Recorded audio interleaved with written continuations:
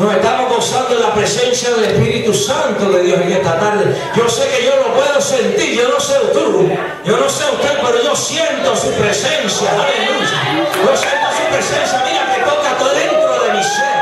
Ahí en lo profundo del corazón, ahí está el Espíritu Santo de Dios rompiendo cadenas. Ahí está el Espíritu Santo trayendo libertad al cautivo. Oh, y el que lo alaba, se rompe la cadena. Alaba lo que Él vive, alaba lo que Él vive. Y a su nombre. Oh, bendito el nombre de Jesús. Aleluya. Nos gozamos en esta preciosa tarde. ¿Cuántos se están gozando? Aquí venimos a alabar a Dios. Aleluya. Las cargas se quedaron allá afuera con el diablo. La alabanza de Dios llegó aquí con el pueblo. Aleluya. Porque hemos venido a romper cadenas. Hemos venido, mira, a alabar a Dios, ¿sabes?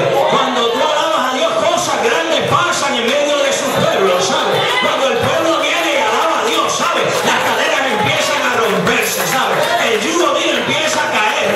Y entonces la bendición de Cristo se derrama, se derrama, se derrama.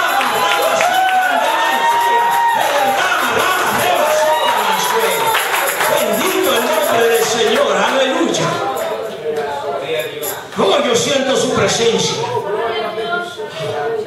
Queremos darle una bienvenida. Tenemos entre nosotros un par de visitas. Tenemos a nuestro hermano Ibanés con su esposa Ginny y sus hijos. Vamos a dar un fuerte aplauso a Jesús por esta visita. Ellos para mí no son visitas, somos compañeros de milicia en el ejército de Jesucristo, ¿sabes?